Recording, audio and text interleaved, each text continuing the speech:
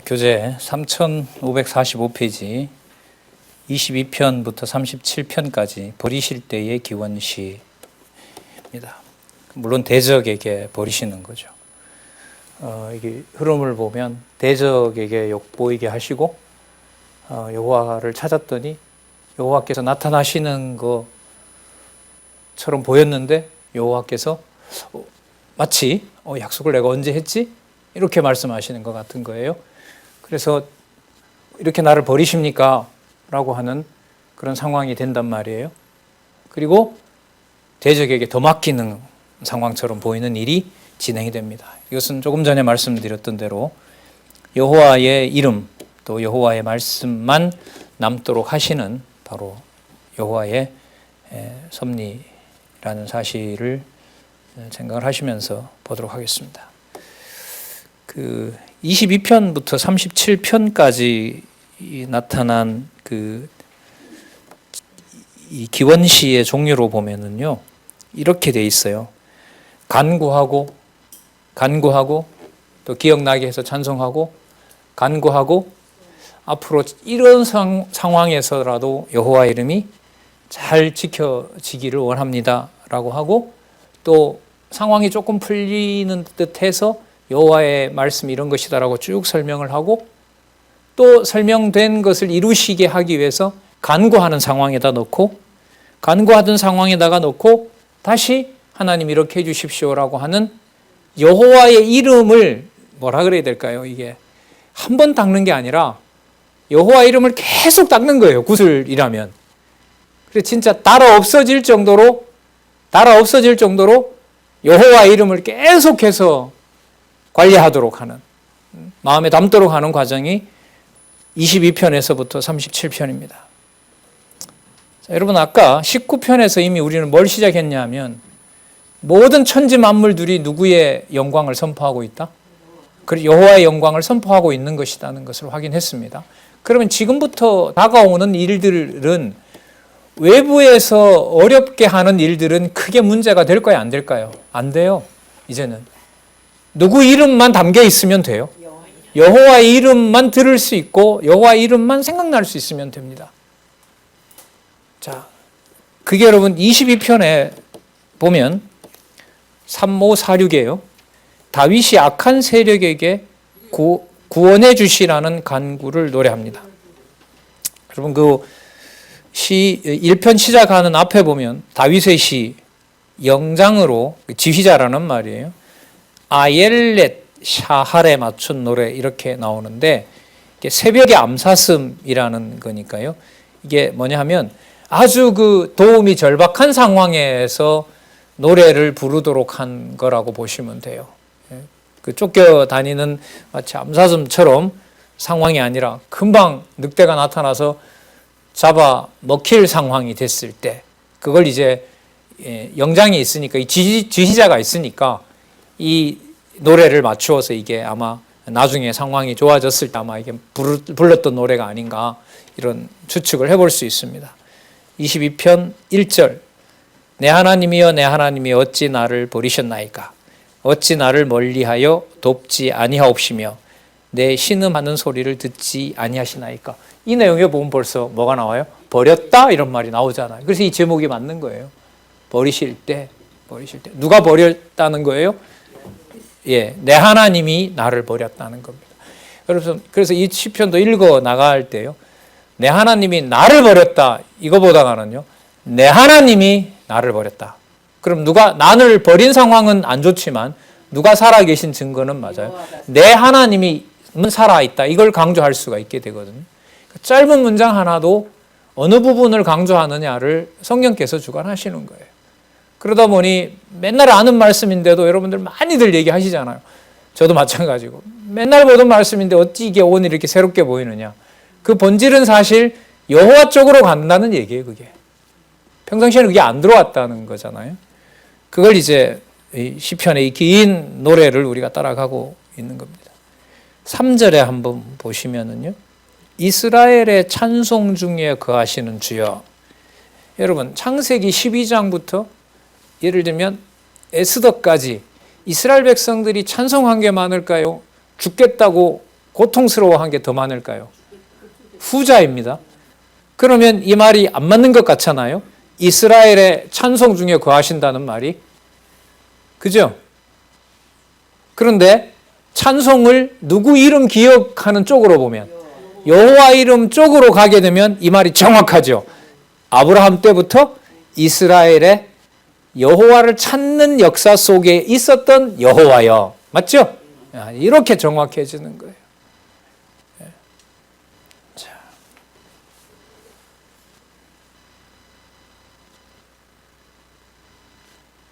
어느 정도 상황까지 몰아갔냐 하면 버렸는데 6절에 보면 나는 벌레요 사람이 아니라 사람의 해방거리요 백성의 조롱거리가 되었습니다.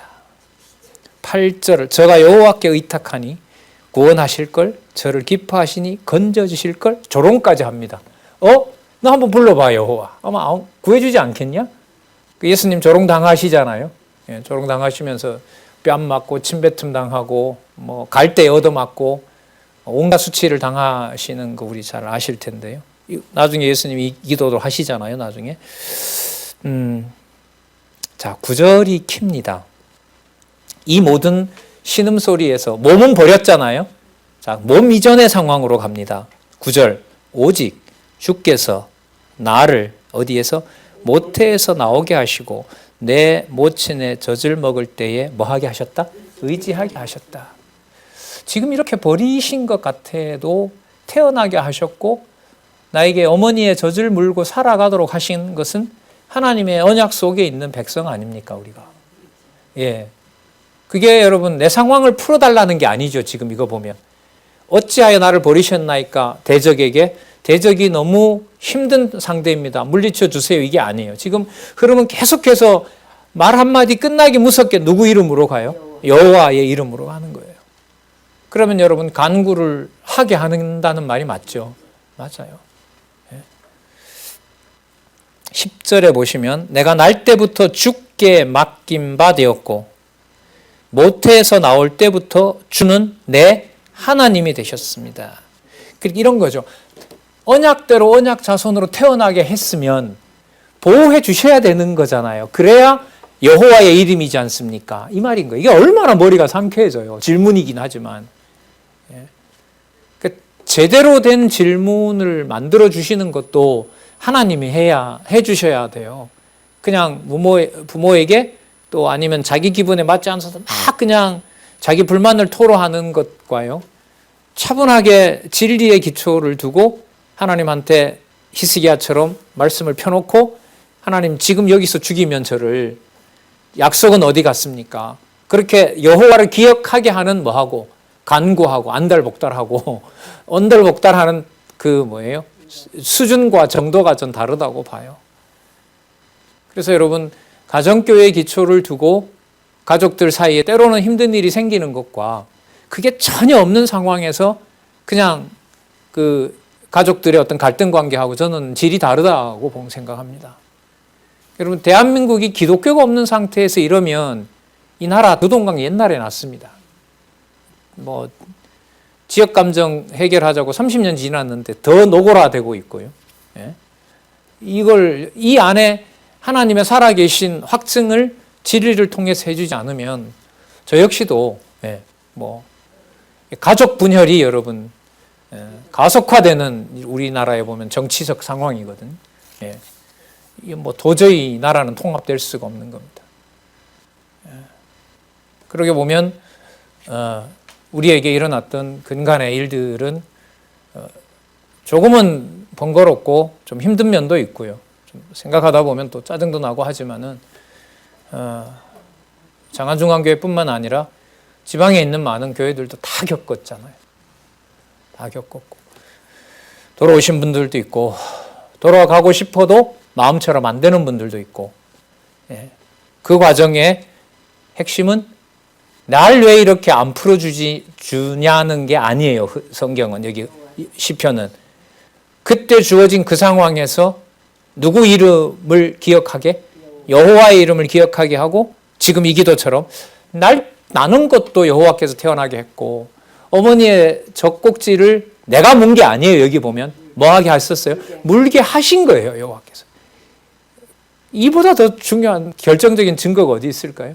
그렇게 해서 살리셨다면 그 여호와 이름을 그때 담아주셨는데 이렇게 그럼 탁 버리시지는 않는 거 아닙니까? 이게 지금 간구거든요. 참 볼까요? 15절을 한번 가서 볼게요. 내 힘이 말라 질그릇 조각 같고 내 혀가 이틀에 붙었나이다. 주께서 또 나를 사망의 진토에 두셨나이다. 6절에 보세요. 개들이 나를 으워쌌다고 얘기를 하고요. 예, 엄청 고통스러운 거죠. 17절에 보면 내가 내 모든 뼈를 셀 수 있다는 거죠. 요 상황은 우리가 알고 있지만은 도대체 다윗이 뭘 가지고 이렇게 얘기했는지는 다윗이 이렇게까지 되는 건 아닌데, 그러니까 여러분 뼈가 상하는 거죠. 사울의 칼날이 바로 코앞에 와 있으니까 또 같이 데려왔던 수백 명도 그 자리에서 다 죽게 되었잖아요. 진짜 뭐가 말라요? 뼈가 네, 그렇죠. 속이 타고 뼈가 마르는 거죠. 예. 자, 모든 뼈를 셀 수 있나이다. 8절 내 겉옷을 나누며 속옷을 제비 뽑나이다. 마태복음 27장 43절. 전부 누구 기도인 거예요, 이게? 그리스도와 연관된 기도예요. 그리스도와 연관된 기도예요. 전부 다 그래요, 이게. 전부 다.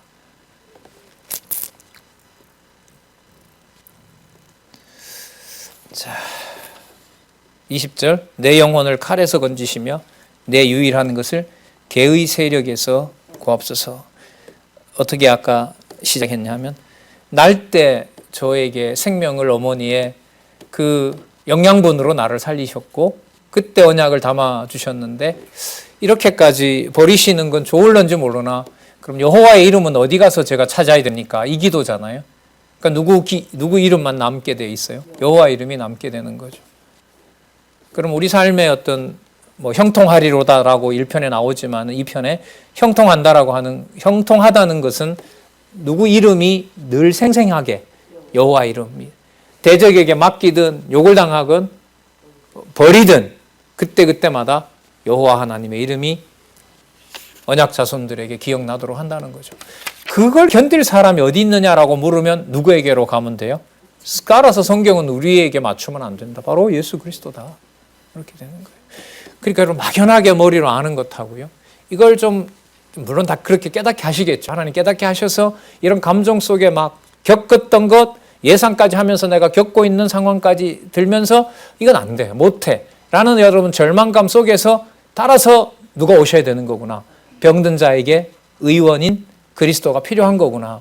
이렇게 해서 시편 내용이 막연히 메시아 언약이 아니라 진짜 그리스도가 오셔야 된다라는 게 마음속에서 요동치고 믿어질 때 성경의 신구약의 통일성은 말로만 되는 것이 아니라 내 안에서 내 영혼 속에서 영혼의 관절과 골수가 지어지는 거예요.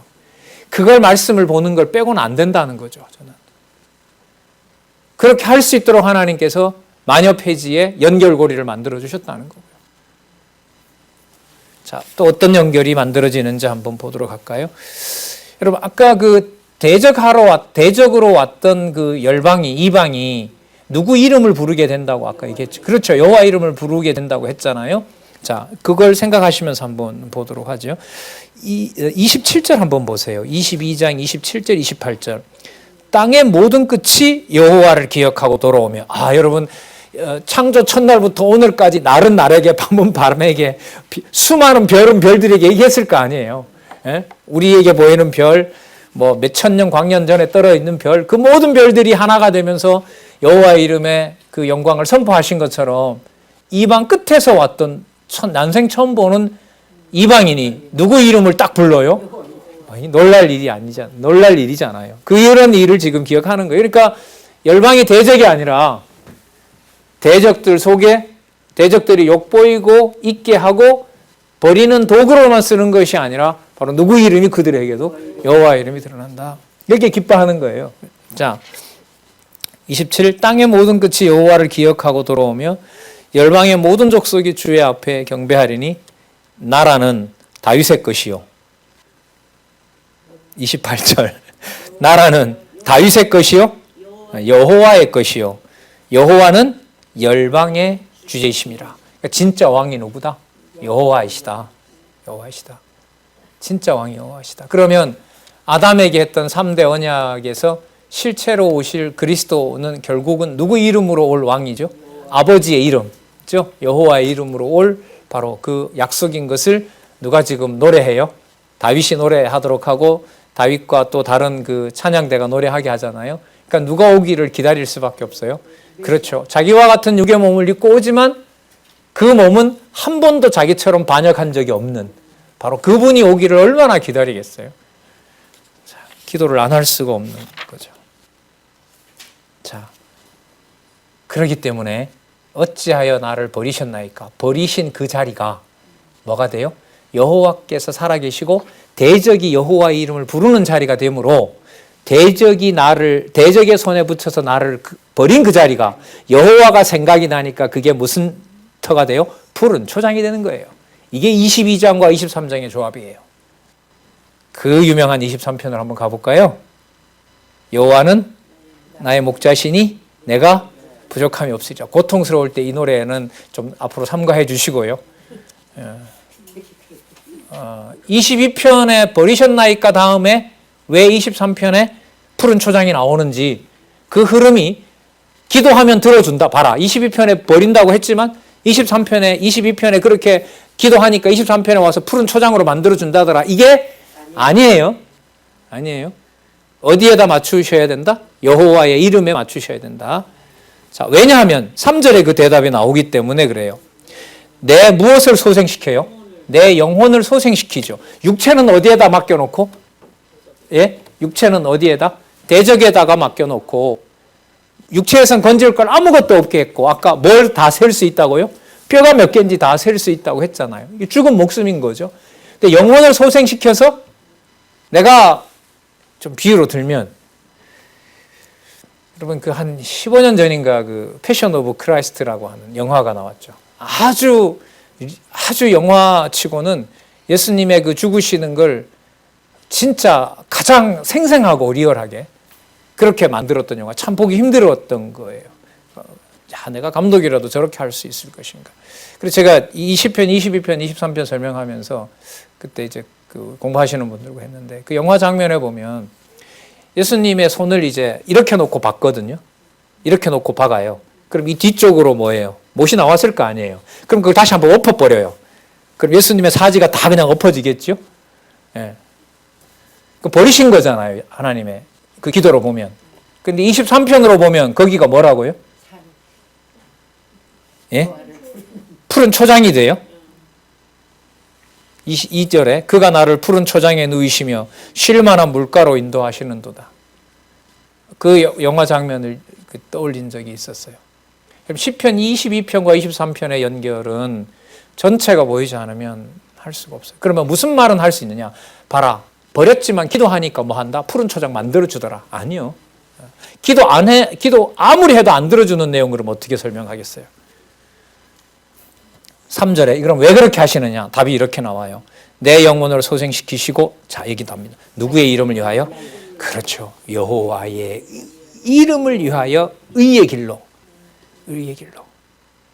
그래서 여러분 그리스도가 그렇게 수모를 당하신 그 현장은 마태복음은 제물 되시는 것이고 마가복음은 아버지의 뜻을 순종한 아들인 거고 누가복음은 전 인류를 대속한 사역이 되는 거고 요한복음은 아버지께로 가는 절차인 거고. 그래서 복음서에 예수님 죽으시는 걸 네 가지를 이렇게 보면 처음엔 좀 슬퍼요.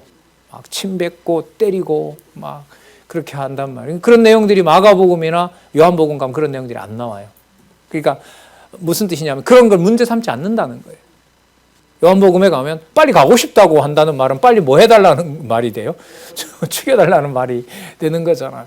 이해가 되겠습니까? 그래서 시편 여러분 22편과 23편의 연결성을 또 한번 말씀을 드리고요. 6절에 보시면 그렇다면 내 평생에 선하심과 인자하심이 그 누구 기준이겠어요? 하나님 기준에 선하심과 여호와의 이름이 기억나도록 해주시는 인자하심이 나를 따른다는 거죠. 그럼 이제는 이 상황으로 보면 누구한테 맡겨도 돼요? 누구에게? 대적에게 맡겨도 여호와의 이름이 내 영혼에 관리되는 데는 문제가 있다 없다? 없다라고 하는 상황이 여러분 이 지금 흘러가고 있는 큰 흐름입니다.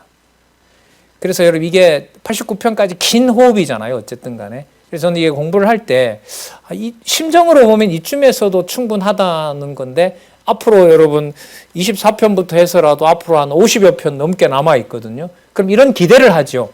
이 정도에서 또 뭘 더 가르쳐 주시려고 하지? 왜? 우리가 말씀을 모르니까. 성경 본문을 잘 모르니까. 그래서 처음에는 기대를 가지고 보는 거죠. 이렇게 연결되어 왔구나. 그럼 23편에 이렇게 나왔으면 24편에 가서 어떻게 하면서 이게 버리시면서 여호와를 찬양하게 하지? 이런 궁금함을 가지고 또 볼 수 있는 거예요. 그럼 그런 부분들이 보이면 연결이 탁탁탁탁 되는 거죠. 자, 볼까요? 24장에 오면은요, 미리 말씀을 드리면 대적으로 온 열방들까지도 누구 이름을 부르러 오게 했어요? 그리고 아까 왕이 누가 된다고 하셨어요? 여호와께서 되신다고 하셨죠? 그러면 24장에 오면 뭘 노래하겠어요? 제가 왕이 아니고요. 이렇게 다윗 10장에 제가 왕이 아니고 왕은 누구이십니다?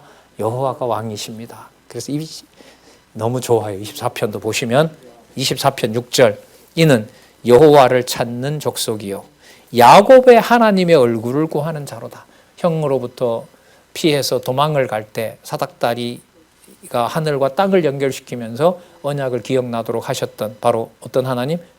언약대로 이루시겠다는 여호와의 확증. 그거 기억하시죠? 자, 7절에 이제 노래를 부릅니다. 문들아 너희 머리를 들지어다. 영원한 문들아 들지어다. 보세요. 영광의 왕이 들어간다. 다윗일까요? 아닐까요? 다윗이 자기 얘기를 할까요? 아니에요. 8절 영광의 왕이 누구냐? 강하고 능한 여호와시요 전쟁에 능한 여호와시로다. 문들아 너희 머리를 들지어다. 영원한 문들아 들지어다. 영광의 왕이 들어가시리로다. 영광의 왕이 니시뇨?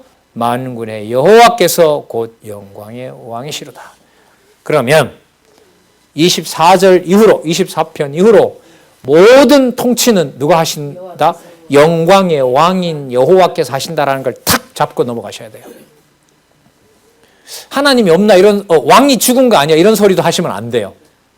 24편에 이미 몇 번에 걸쳐서 하나 둘 셋 넷 다섯 번에 걸쳐서 영광의 왕이 누구시뇨? 누구라 그래요? 만군의 여호와다라고 답을 내렸단 말이에요. 그러면 이럴 것도 짐작이 돼요. 공부했던 이 내용을 참조하면 영광의 왕이면 우리 기준으로 보면 상황이 잘 풀려야 돼요? 안 풀려야 돼요? 상식적으로. 그런데 지금까지 공부한 걸로 보면 영광의 왕을 강조한다는 말은 상황이 점점 좋아진다, 나빠진다. 그렇게까지 예상하셔도 돼요. 그래서 성경은 누구 계시로 봐야지. 여호와께서 살아계신 증거로 봐야지. 내 답답함을 해소하는 책이 아닌 거예요. 남에게 이래라 저래라 명령하는 책도 아닌 거예요. 예. 그래서 제가 여러분들보다 한 수 위이기 때문에 여러분들에게 내가 가르친다는 것도 아닌 거예요. 이거는. 이 가르침에서 여러분 이런 자유로움을 주잖아요. 이 하나님의 말씀이라는 게. 자, 영광의 왕을 잡으시고 25장에서부터 31장에 가서 그 왕께 간구하게 되고 그러면 아까 이 여호와께서 어떤 분이셨냐 하면 그 8절에 보면 전쟁에 능하신다고 했죠. 그죠? 그럼 전쟁의 전략과 전술을 누가 쓰실까요? 그렇죠. 근데 그게 얼핏 보면 안 믿어진다는 거예요. 어떻게 패배하는 전략을 쓰지? 뭐 세상 말로는 작전상 후퇴라는 말도 있지만은 내가 보더라도 이거는 언약이 그 뒤로 물러가는 것처럼 보이거든요. 그런데 그게 여호와께서 하시는 일로 믿어지고 그래서 이제 서원은 어떻게 연결되냐 하면은요. 서원 어떻게 연결되냐 하면 그래서 적들이 더 몰려오더라도 그 상황에서 여호와께서 나를 버렸다든지 여호와가 힘이 없다라든지 말을 안 하게 됐으면 좋겠습니다. 여호와의 이게 서원시입니다. 이게 여러분 지금 이 흐름을 떼고 설명이 돼요? 안 돼요? 안 돼요. 절대로 안 됩니다. 예. 그래서 제가 아무리 안내를 잘해도 글쎄요. 난 절반이 안 된다고 봐요. 저는. 뭐 어쨌든 하나님 주신 상황에서 준비해서 말씀을 드리는데 한 20-30%? 제가 꽤 많은 시간을 보냈거든요. 1시간 강의의 시편은 보통 한 1,000배 넘을 것 같아요. 예. 본문을 일일이 다 확인을 해야 되니까. 그러나 또 본문에 매여버리면 한두 편 하다 가야 되는 아쉬움이 또 있으니까 그렇게 말씀을 드렸고 여러분들도 이제 나머지 시간에 본문과 이해 안 되는 낱말은 또 강론집에 의존해서 그렇게 확인해 주셨으면 좋겠어요. 자, 그럼 볼까요? 아까 24편의 영광의 왕이라고 했죠? 자, 그러면 25편에 가셔서 4절 한번 보시기 바랍니다. 자, 여호와 앞에 한번 붙여볼까요? 영광의 왕이신 여호와여, 주의 도를 내게 보이시고 주의 길을 내게 가르치소서. 당연하죠. 왜? 그분이 모든 영광을 받으시는 분이고 그 영광의 길을 위하여 당신이 그 길을 준비하고 계시는 분이잖아요. 자, 6절에 보시면 여호와여, 주의 긍휼하심과 인자하심이 영원부터 있었사오니 주여 이것을 기억하옵소서. 따라서 저한테 대적이 몰려왔다 하더라도 이 언약은 제 조건과 상관없이 맺어주신 거기 때문에 여러분 1편, 2편이 무슨 조건 보고 맺으신 거예요? 아니잖아요. 아까 여러분 모태에서 나왔을 때도 어머니의 젖을 물고 살아가게 하신 것이 여기 오면 이제 더 뒤로 갑니다. 언제부터 그렇게 하셨다? 그래, 영원부터 그렇게 하셨다는 걸로 가는 거예요. 그러면 영원히 살아계신 하나님의 존재가 믿어지면서 그 하나님의 언약이 이미 언제부터 있었다? 영원전에 있었다. 그게 여러분 우리 구조로 말하면 직선으로 올라가는 거예요. 쫙 올라가는 거예요. 이걸 여러분 가로막는단 말이에요. 성경을 잘못 가르쳐서 막 이것저것 하고 가로막고 그걸 또 우리 지금 이 저자를 저 본당에서 못 들어오게 하잖아요. 지금 거기서 강론 못하게 하고 있잖아요. 그런 일들이 벌어지는 거죠. 다윗의 입을 얼마나 단속하려고 그래. 예수님께서 대답을 안 하니까 안 한다고 얘기를 하고 당신이 그리스도라고 얘기를 하니까 참남하다고 하고 대제사장의 종들이 와서 예수님의 입을 진디게 버리잖아요.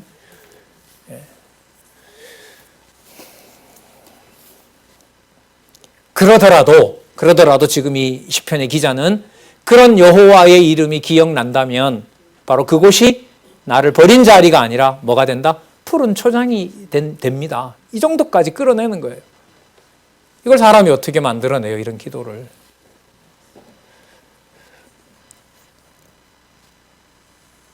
(10절에) 확인합니다. 자, 여러분 7절 한번 짚고 넘어갈게요. 여호와여, 내 소시의 죄와 허물을 기억하지 마시고 주의 인자하심을 따라 나를 기억하시되 주의 선하심을 인하여 하옵소서. 8절, 여호와는 선하시고 정직하사 그러므로 그 도로 죄인을 교훈하신다고 얘기를 합니다. 여러분 여기서요, 죄와 허물을 좁히셔야 돼요. 여러분 여기서 죄와 허물은 뭐냐면 대적에게 맡기니까 여호와께서 하신 언약과 성취가 뭐 해야 돼요? 흐릿해지죠. 그래서 아차, 여호와가 계신다 안 계신다 이런 말이 나올 지경까지 간 거예요. 이게 여러분 시편에서 말하는 죄와 허물입니다. 태중에 나서 죄 중에 잉태했다, 이건 이루 말할 수도 없고요. 그건 너무너무 당연하고, 찬양은 한 입을 가지고 여호와께서 다 지켜가신다고 했다가 대적에게 조금 더 몰아세워버리니까 누구를 부인하는 말이 나올라 말라고 해요. 그렇죠. 여호와가 있어? 라는 말이 막 나올까 말까 하는 거예요. 그 입술을 어떻게 한다? 지켜달라는 거죠. 그럼 그 입술이 지켜지는 걸 지금 이 찬양 부르는 다윗을 비롯한 언약 자손들이 경험하잖아요. 그럼 거기서 어떤 기도만 남냐 하면 무슨 상황이더라도 그 이름만큼은 내 입에서 떠나지 말게 해주세요. 이게 서원입니다. 그러면 서원으로 가는 과정은 누구 이해관계를 뺀 기도가 만들어져요. 내 욕심과 내 이해관계와 내가 좋아하는 것을 다 빼면서 누구 이름만, 여호와의 이름만 남게 하는 과정이 3편에서부터 89편입니다. 그래서 이걸요, 그냥 인간의 어떤 이 기본 상식을 가지고 읽어 나가도요, 이 과정을 하나님이 너무 표면적으로 보면 몰아치기 때문에 좀 이렇게 답답해요. 숨이 막혀와요. 왜 이렇게 몰아가셔야 되지? 이런 게 막 몰려와요. 예. 그런 경험도 좀 같이 해보시기 바랍니다. 안 읽으면 그런 경험 못해요. 그러면 답답하지 않으시려면 뭐 하시면 돼요? 안 읽으시면 돼요. 그냥 듣기만 하고 읽지 않으시면 돼요. 예. 자, 10절. 여호와의 모든 길은 여기 또 확실하게 드러나잖아요. 그 언약과 뭐예요? 증거를 지키는 자에게 인자화가 되고 진리가 됩니다. 여러분, 언약해 주신 것이 있다면 증거가 있어야 되잖아요. 성취되는. 근데 증거가 우리에게 좋은 걸로 가면 좋은데 그 증거를 하나님이 뭘 갖다 붙여버렸어요? 대적을 갖다 붙여버린 거예요. 그 누구 방식이 아니에요, 이거는? 누가 원하는 방식이 아니에요? 그렇죠. 그런데 어떻게 바꿔놔요? 버리셨던 자리가 푸른 초장이 되도록 하나님 바꿔놓으면서 푸른 초장의 비밀은 등이 따뜻하고 편한 것이 아니라 누구 이름이? 몸은 갈비뼈를 셀 수 있을 정도지만 영혼이 여호와만 바라보도록 하는 방향에 맞춰버리면 그게 바로 소생하게 되고 여호와께 여호와만 찬양하게 되는 길이라는 겁니다. 자, 그래서 11절에도 마찬가지입니다. 10절 11절을 같이 보시면 돼요. 여호와의 모든 길은 그 언약과 증거를 지키는 자에게 인자와 진리로소이다. 자, 11절 여호와여 나의 죄악이 중대하오니 주의 이름을 인하여 사하소서. 주의 이름 나오죠? 자, 그럼 죄악과 연관시키면 맞죠? 따라서 이 죄악은 바로 뭐냐면 언약과 언약하신 것을 지켜나가시는 여호와의 언약이 대적이 왔다고 해서 마음속에서 그 언약이 사라지게 되는 것. 그게 바로 뭐예요? 죄악이에요. 죄악이에요. 그러니까 이게 욥기보다 한 단계 높아요. 욥기는 날 왜 이렇게 맡기시는 거죠? 저 같은 자 하나 죽인다 한들 또 무슨 유익이 있겠습니까? 이렇게 욥기에서는 얘기하게 하거든요. 근데 지금 여기서는 내가 죽고 안 죽고 여기는 별로 이제 관심이 없어요. 이제는 누구 이름만 남느냐 안 남느냐, 여호와의 이름이 나에게 남느냐 남지 않느냐, 여기에 대해 초점이 맞춰져요. 그러니까 몸은 더 어려운 상황으로 가서 100여 편 이상 그렇게 부르짖게 하지만, 그리고 몸은 더 다급해지지만 상황으로 영적인 하늘로 올라가는, 또 하늘에 속하는 것에 대한 진리는 뭐 하게 돼요? 점점 더 강해지는 거죠. 그래서 시편에 이 논리가 있다는 거예요. 따라서 죄와 허물과 죄인 죄악이라는 말은 하나님의 신실성, 언약하신 것을 이루고 있지 않나? 언약하신 것을 폐한 거 아니야? 라고 하는 그 어떤 본성, 내 몸이 좀 고달프다고, 그걸 여러분 시편에서 일단 죄로 잡으셔야 돼요. 그러면서 나중에 이제 51편 가면 죄 중에서 그걸 잉태했다고 얘기를 하죠.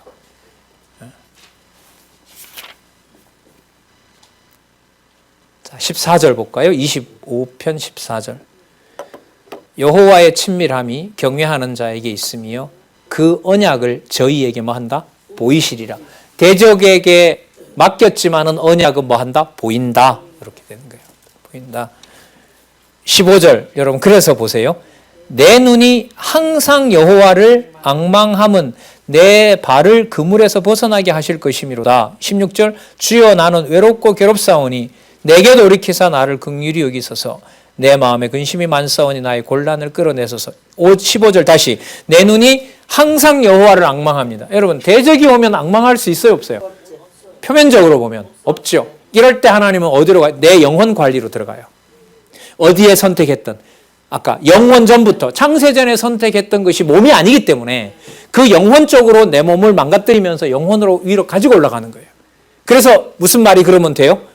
내 눈이 대적에게 맡겼을 때에도 여호와를 바라보게 하므로 대적에게 맡기는 것이 여호와께서 없는 것이 아니라, 자 15절 다시 내 눈이 대적에게 맡겼을 그때에도 여호와를 바라보게 하므로 항상 여호와를 앙망하게 된다는 거예요. 항상. 무슨 문제가 해결이 되니까? 누구에게 맡겨도 여호와 이름 찾게 되니까. 그렇죠. 최악에다 맡겼는데 최고의 이름인 여호와를 앙망하게 되는 거잖아요. 그래서 뭐라고 얘기를 해요? 항상 여호와를 앙망한다는 거예요. 인간이 할 수 있다? 못한다. 그러니까 다윗은 누가 오시기를, 메시아가 오시기를 간절히 기다리고 있는 거죠. 비록 본인은 볼 수 없었지만 그 여호와의 이름으로 구체적인 형상인 성전이 만들어지는 걸 머릿속에 이렇게 그리면서 저기 저 성전의 모든 것들이 장차 오셔서 신령한 교회로 지으실 그리스도의 교회로 생각했던 거예요. 지성소는 뭐고 거기 들은 누가 오고 들 바깥에는 이방인이 없고, 그게 여러분 신령하게 지어지는 바로 그게 뭡니까? 성령께서 오셔서 짓는 교회잖아요. 우리 성도들 뭐 누가 어디에 어떻게 있는지 우리 모르잖아요. 그럼 분명히 성령께서 소통하고 계신 증거입니다. 우리의 삶이라고 하는 것이. 이 수준이 진짜 너무 높네요. 그죠? 예. 이게 여러분 기독교의 진리인데 이걸 어떻게 세상에 있는 상식으로 이걸 접근하려고 하겠습니까? 자, 좀 더 볼게요. 자, 항상 여호와를 섬긴다 했습니다. 자, 26장 1절. 26장 1절. 내가 나의 어디에 행하여 싸우며 완전함에 행하였으며. 그렇다면 이 완전함이 다윗의 행위를 두고 얘기하는 것이다? 아니다. 아니다. 누가 관리해 주시는 여호와께서 관리하시고 영원전부터 있었던 여호와의 언약이 나한테 담겨 있는 것. 그게 여러분 이런 거죠. 여러분 우리가 만약에 속을 이렇게 열어서 볼 수 있다면 속을 열어서 모든 걸 오장육부를 다 해체한다 한들 여호와라는 씨가 이렇게 남을까요? 안 남죠. 그건 다 물질인 거예요. 그러니까 이 물질을 하나님께서 대적에게 맡겨놓고 완전히 모든 힘을 다 빼놓는 거예요. 그래서 무슨 목숨? 죽은 목숨처럼 데리고 가는 거죠. 그럼 거기에 완전한 씨앗이라는 게 거기 있을까요? 없을까요? 없어요. 그럼 그 완전한 씨는 어디 이전이어야 돼요? 이 몸이 만들어지기 전부터 뭔가가 있어야 돼요. 그 생명이 내 육신을 만들어내고 지각을 주고 생기를 불어넣어서 여호와를 찬양하게 하는 것처럼 에스겔 37장에 있는 대로 마른 뼈들을 조합해서 근육을 붙이고 마지막에 생기를 불어넣는 것처럼 그러면 그 원천이 되는 생명을 대적에게 맡기면서 관절과 골수, 뼈마디 하나까지라도 뭐 하도록? 새로 태어나게 하는 거죠. 누구 쪽에 맞추도록? 그렇죠. 창조주인 여호와께 맞추어서 살아있는 동안 여호와만 찬양할 수 있도록. 자, 그래서 이 완전함이라고 하는 것을 다윗의 행위 쪽으로 맞추시면 안 된다는 겁니다. 자, 6절에 그러면 또 보시기 바랍니다. 여호와여, 내가 뭐 함으로? 무죄함으로. 죄가 있다 그래요? 없다 그래요. 왜 죄가 없다 그러느냐? 여러분 이 잘 들어보세요. 이 죄가 없다는 말은 이 죄가 뭔지를 먼저 설명을 해야 돼요. 여러분 아까 죄와 악과 악행을 뭐라고 그랬죠? 대적이 몰려왔는데 언약하신 여호와가 뭐 하는 거? 잊어버리는 거. 자, 그런데 한번 보세요. 시편 1편에서 분명히 의인은 형통하리라고 했죠. 의인이 형통하리라고 했는데 대적이 왔어요. 대적에게 맡겼어요. 의인이 형통한 것이 아니라 망하는 것처럼 보여요. 근데 여호와께서 데리고 가는 걸 보니까 어찌하여 나를 버리셨나이까라고 하는 상황까지 가셨는데도 버려요, 안 버려요? 안 버리죠. 안 버린다라는 말은 담아놨던 그 언약이 보존된다는 거예요, 사라진다는 거예요? 보존된다는 거죠. 그러면 그 언약이 여호와의 손에 의해서 보존되므로 나는 저 대적과는 다릅니다. 그런 의미에서 나는 뭐하다? 무죄합니다, 이런 뜻이에요. 이게 바로 무죄이고 완전인 거예요. 그러니까 누구의 어떤 살아계심과 언약을 전제하지 않으면, 그렇죠. 시편 1편, 2편에 나타난 그 내용을 잡지 않으면, 그리고 그게 여호와의 도고 여호와의 율례이고 규례이고 여호와를 항상 앙망하는 것을 여호와께서 우리 속에 심겨주신다는 것을 모르면 내가 인간이 완전하다라든지 내가 무죄하다라든지 이런 것은 여러분 이해가 안 되는 거예요. 다윗이 얼마나 많은 사람을 죽이고 자기의 부하의 그 부인까지 그렇게 강간하고 그렇게 자식도 하나 먼저 죽어서 저주로 죽고 이거 뭐 설명이 안 되는 거잖아요. 그럼 이 죄는 누구 앞에서의 죄를 말하는 거예요? 여호와 앞에서.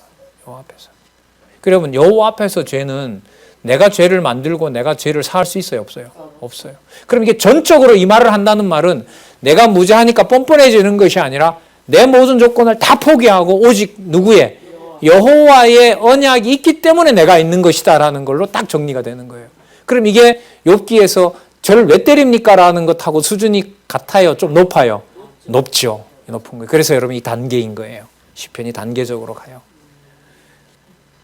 여러분 진짜 제가 이런 말씀을 드리는 게 아니라 저도 이걸 이제 공부해서 알게 됐고 다른 책들도 이렇게 좀 보잖아요. 이런 책이 없었고 이런 설명 방식이 없었어요. 우리 어떤 뭐라 그럴까요? 이게 우리 자랑이 아니라 우리가 성경을 통해서 여호와의 살아계신 것을 성경을 통해서 증명해가는 방법은 여러분 인류 최대의 선물이에요.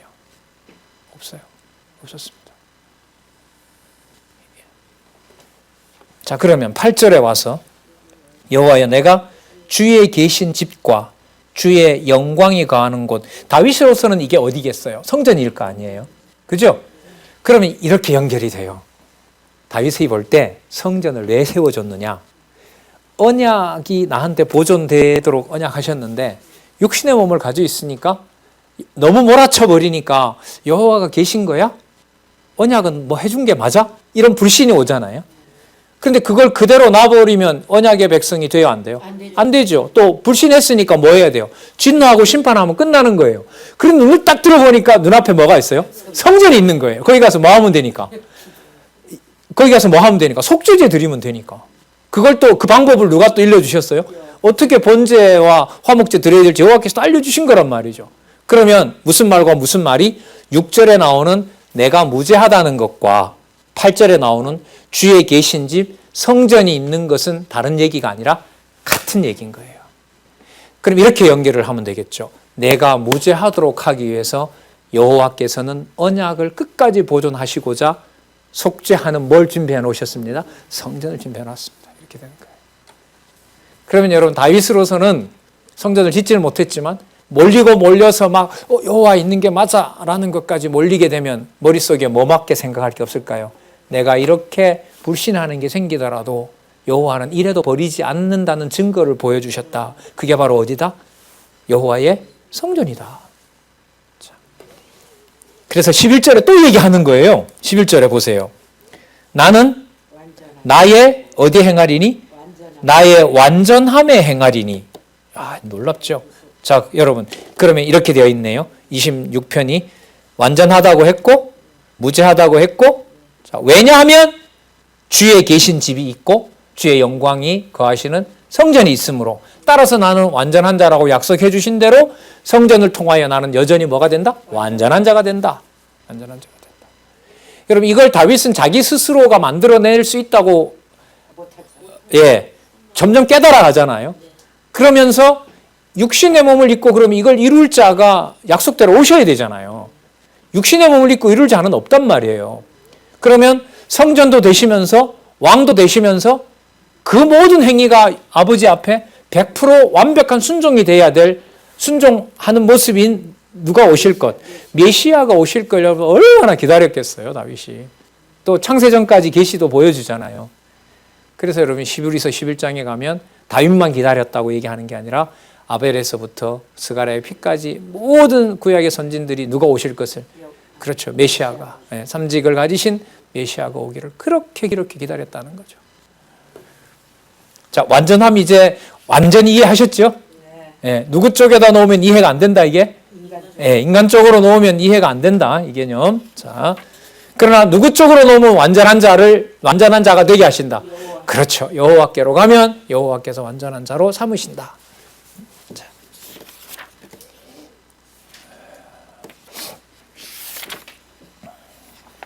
여러분 27편으로 가셔서요. 4절 보겠습니다. 완전한 자 생각하시면서요. 내가 여호와께 청하였던 한 가지 일 곧 그것을 구하리니. 여러분 완전한 자라는 사실 여호와의 언약이 완벽하게 여호와께서 지켜가신다는 것이 확실해지면 편하게 구하겠어요? 불안하게 구하겠어요? 불안하기 때문에 구하겠어요? 아니면 편하게 여호와께 감사하겠어요? 그렇게 이해가 되신다면 그게 바로 뭐냐면 서원죄예요. 그러니까 감사하는 마음 없이는 무슨 죄가 소용이 없어요? 서원죄가 소용이 없어요. 그러면 서원은 감사함이 없으면 무슨 기도가 되냐면요. 저거 원수 내가 반드시 갚아야지라는 맹세가 돼요. 그러면 뭐가 돼요? 그러니까 내가 대를 이어서 원수 갚으라고 죽을 때 유언하고 죽는 거하고 똑같아요. 그래서 뭐가 없는 맹세는? 감사가 없는, 온몸에 감사가 없는 서원은 그거는 인간 맹세인 거예요. 누구를 부정하고 누구 의지대로 하겠다? 여호와를 부정하고 자기 의지대로 하겠다. 이게 맹세인 거예요.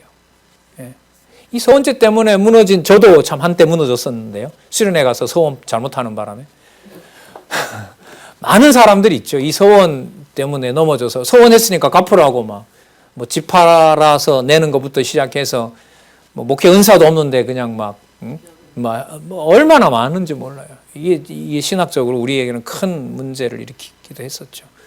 자, 4절 내가 여호와께 청하였던 한 가지 일고 그것을 구하리니 곧 나의 생전에 여호와 집에 거하며 여호와의 아름다움을 앙망하며 그 전에서 사모하게 하실 것이라. 여러분 기가 막히게 연결되죠. 맞죠? 여호와의 성전에 가서 완전하게 해주셔서 완전한 자가 성전을 통하여 마련됐으므로 어디에 거할 자격이 돼요? 여호와의 집에 거할 자격이 되는 거예요. 그래서 여러분 우리가 가정이 교회 개념으로 우리에게 옆에 있는 건요 엄청나게 중요한 거예요. 다윗이 그 성전을 회상하면서 속죄제와 감사제의 기쁨을 가진 것과는 비교가 안 되는 게 가정을 교회와 연결시켜 놓는다는 게 이게 우리 시대에는 어마어마하게 중요한 거예요. 내 마음대로 가정이 돌아가고 안 돌아가고 이건 다른 문제예요. 가정을 무슨 틀에서 본다는 거, 교회라는 그리스도가 머리 되신다는 그 구조로만 본다는 걸로 나는 나에게 받은 거 다 이미 다 완성되어 있는 거예요. 뭐 막말로 자녀를 뭐 내가 기르나요? 하나님 믿음 주고 안 주고 하나님께서 하실 일이지. 그러니까 나로 봤을 때 내가 이 단위를 이 육신으로 연결되어 있는 육체적인 관계의 이 가정을 가정 다음에 무슨 낱말을 교회라는 낱말을 붙인다는 것. 이게 어마어마하게 중요한 거죠. 그게 막연한 것이 아니라 우리는 창세기서부터 어디까지 요한계시록까지 바탕을 만들어 놓고 있다는 거죠. 그래서 그걸 흔들면 안 되죠. 내 기준에 맞지 않는다고 우리는 가정교회가 안 돼. 권사님 이런 말 하기 때문에 진짜 짜증나요. 뭐 교회가 되고 안 돼요.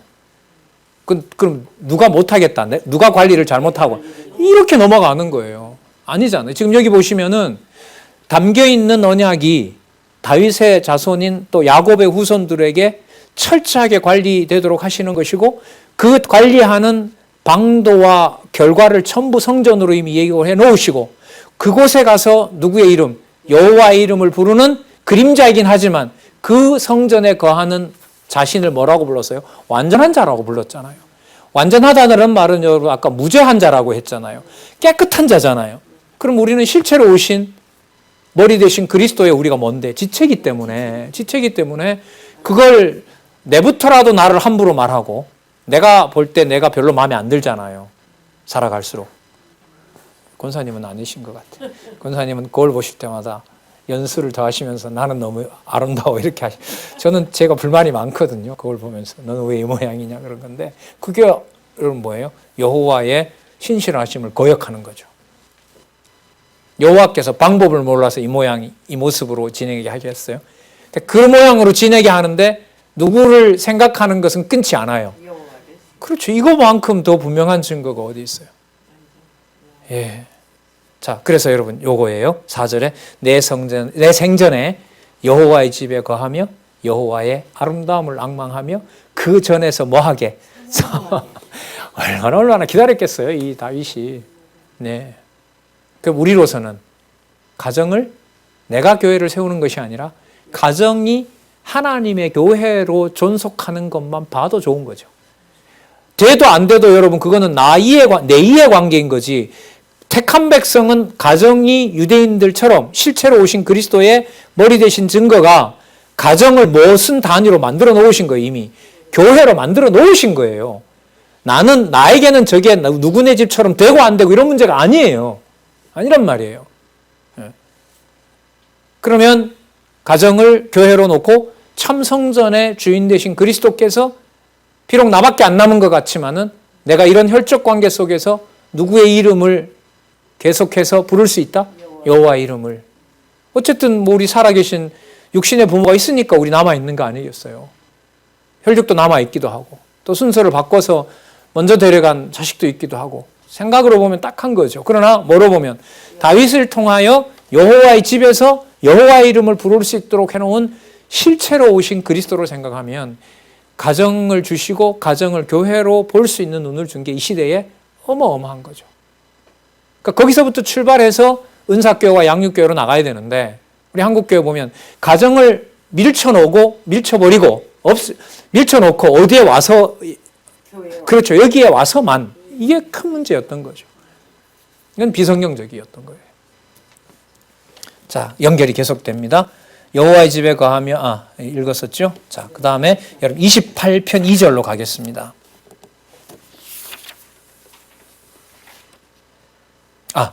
죄송합니다. 27편 10절로 이 아주 그 고리치고는 놀라운 이 인간의 생각을 벗어버리게 하는 구절이 나오는데요. 27편 10절에 한번 볼게요. 제가 내 부모는 나를 뭐 했다고요? 버렸으나 여호와는 나를 영접하시리로다. 다윗의 경우로 보면 막내니까 그냥 들판에다 버려버렸잖아요. 그리고 아들이 배신하죠. 그렇게 맹충성했던 사울은 나를 죽이려고 하죠. 형들은 뭐라 그러죠? 도와주지도 않죠.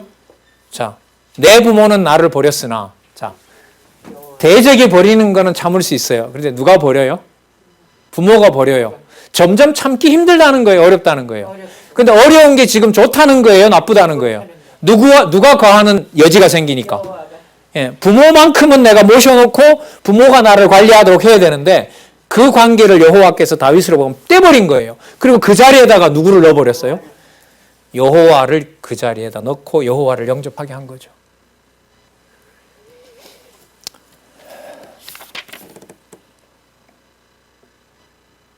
그걸 누가 하시겠어요? 확인할까요? 28편 5절. 28편 5절입니다. 저희는 그 대적자들을 말하는 거예요. 사실 그 뭐 부모도 버렸다고 했으니까, 그죠? 부모도 나를 버렸다고 했으니까 부모도 대적 편에 서는 거죠. 나를 보호할 수 없으니까. 자, 5절. 저희는 여호와의 행하신 일과 손으로 지으신 것을 생각하지 아니하므로 여호와께서 저희를 파괴하고 건설치 아니하시리로다. 맞죠? 언약 자손을 버린 가족을 여호와께서 용납하실 수 없죠. 여러분, 나중에 그리스도를 버린 유대인들을 어떻게 했어요? 전례 없는 무서운 심판에다가 뒀잖아요. 자, 이 모든 일을 5절에 누가 행하신다? 여호와께서 행하시고 여호와의 손으로 하신다. 그래서 8절에 여호와는 저희의 힘이요 그 기름 부음 받은 자의 구원의 산성이다. 자, 이렇게 하고 다른 표현들도 거기에 맞춰서 설명하고 있습니다. 예, 잠시 쉬셨다가요. 29편에 이 내용들이 어떻게 연결이 되는지도 한번 살펴보도록 하겠습니다.